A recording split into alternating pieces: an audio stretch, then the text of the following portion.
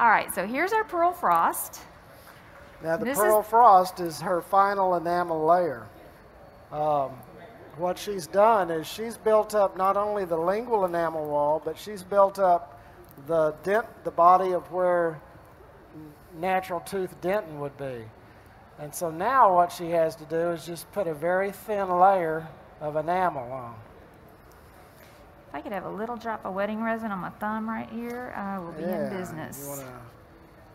And that's a good time to talk about wedding resin. This is a great product. Wedding resin is, what, 40% filled? It's 45% 45% filled. The beauty of wedding resin is anytime that you want to wet an instrument, or in her case, her instrument is her finger, but anytime you want to wet that, you don't want to use something that's going to change the physical properties of your resin. And you also don't want something that can potentially change the color over the life of the restoration. So, you know, wedding resin is nice because there's no HEMA in it. And HEMA is that wonderful molecule for bonding, but we don't want it because it changes. You can make it a yellow coloration over the years, so we don't want to change the color in any way. So I'm going to start out with this little Brasler disc, and what I love about the Brasler disc is that there's no mandrel sticking out of the face of it. So I'm not going to be nicking up my composite. I get to use the full diameter of the disc. And then they do have two different diameters, so you'll see me switch over to the small diameter at some point. But all I want to do is just go in there and do some minor detailing here.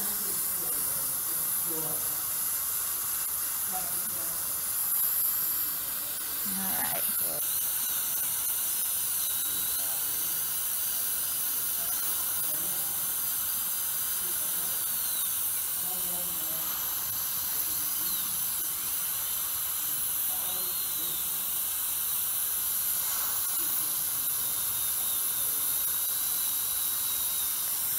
Now, for those of you who use brushes, and you're like, oh, she should be using a brush. You have a strip there.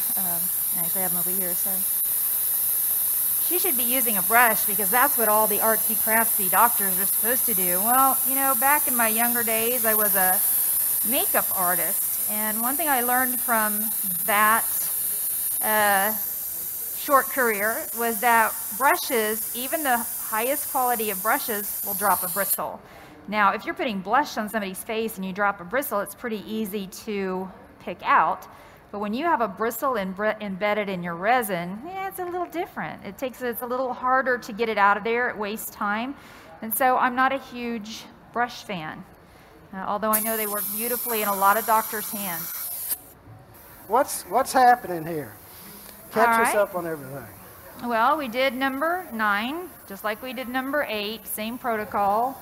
We used our putty stent as our guide. I've taken it out. I'm kind of checking it out to see how it looks. One of the things when you start bonding teeth side by side or adjacent teeth is that you may find that every once in a while you have to bring in one of these little serrated strips. Now, we call that a straight strip because the second you say in front of the patient, I need that serrated interproximal saw. The interproximal saw or the serrated strip, their eyes get big. So, you know, I'll go ahead and just work that on in there and then come back with generally my ultra fine polishing strip, ultra fine Vision Flex. I don't go with anything more aggressive than that. This is the yellow Vision Flex. Yeah, simply because I don't want to open up any contacts like I would if I used one of the more abrasive. All right, so we're just going to jazz that up a little bit.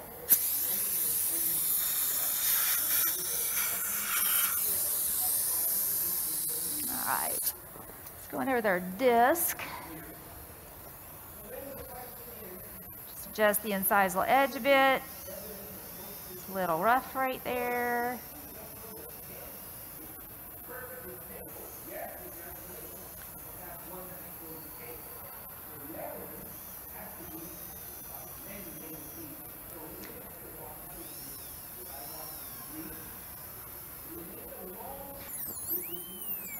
I told Stan yesterday, because we thought about bringing my assistant, my primary assistant, And then we decided, no, we'll just do it together, and there'll just be two of us on stage, and it'll be fine. And boy, yesterday I was like, I could still get Monica over here, you know. We can still fly her in from Salt We Lake. still have time. All right, so we're 2 down right now, and I'm still going to go in and do some adjusting, some detail work. But at this point, I'm ready to go on to number 7.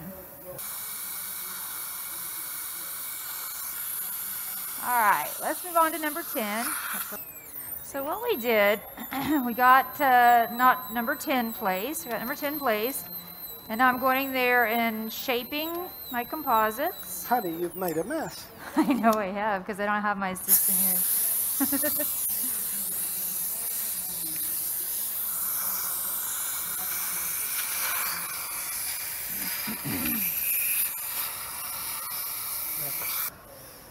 Another thing Jamie likes to do is she'll get a very sharp knife edge disc and she'll roll the embrasures so that it's not a right angle 90-degree drop off. It's a nice facial embrasure that rounds over and it, you know, makes it look more natural. This is the Jiffy brush if you've never used it. You can't do direct aesthetic bonding without something like this. This puts the high shine on it.